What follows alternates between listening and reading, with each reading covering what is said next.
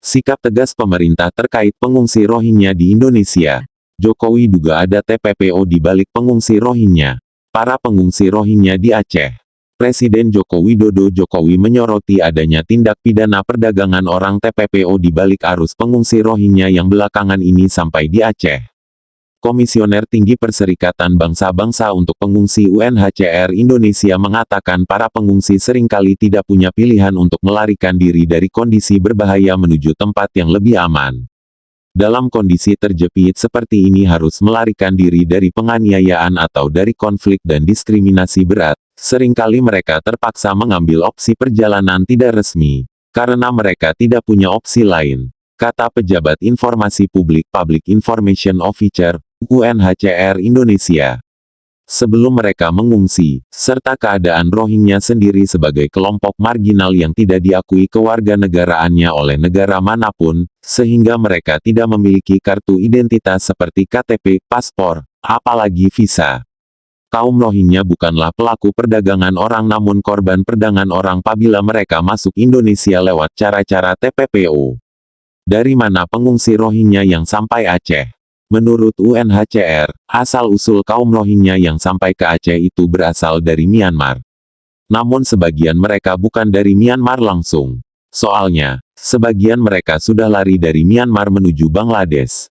Di Bangladesh ada kamp pengungsian terbesar di dunia namun tidak kondusif.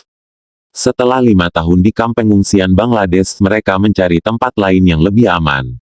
Ada kamp terbesar di dunia di Bangladesh, namun untuk jumlah penghuninya, pengungsi Rohingya, sungguh padat dan dalam setahun terakhir tantangan yang ada di sana semakin berat, ketidakamanan, pengurangan bantuan untuk pemenuhan kebutuhan hidup, dan sebagainya, kata Mitra. Mengapa banyak pengungsi Rohingya melarikan diri ke Indonesia? Foto, DW, News. Orang-orang ini diburu di Bangladesh. Mereka butuh cari selamat di lokasi lain. Ada kejahatan antar kelompok yang menargetkan Rohingya. Banyak kejadian pembunuhan terhadap pengungsi di sana, kata dia. Baca juga, UNHCR tegaskan cuitan minta Rohingya diberi KTP dan pulau adalah hoaks. Untuk mereka yang sudah pernah menjadi pengungsi di Bangladesh, maka sebagian dari mereka mempunyai kartu pengungsi, Refugee ID Card. Dari Bangladesh, Myanmar, atau tempat lainnya, kaum Rohingya hijrah ke lokasi aman. Tak hanya ke Indonesia, ada negara-negara lain yang menampung Rohingya dalam jumlah banyak. Malaysia menampung 105-107 ribu orang Rohingya, Bangladesh menampung 960 ribu orang, dan India menampung 22 ribu.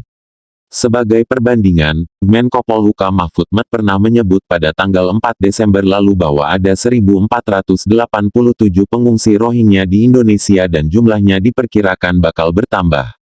Lari dari negara satu ke negara lain adalah jalan hidup yang sering dilakoni para pengungsi, termasuk Rohingya, pengungsi Suriah, atau pengungsi lainnya dari Timur Tengah yang lari dari negara satu ke negara lain di Eropa.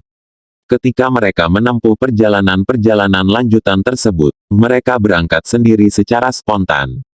Mengatur perjalanan mereka sendiri, dalam arti tidak difasilitasi oleh UNHCR, Presiden Joko Widodo, Jokowi, mengungkap ada dugaan kuat tindak pidana perdagangan orang, TPPO, terkait pengungsi Rohingya.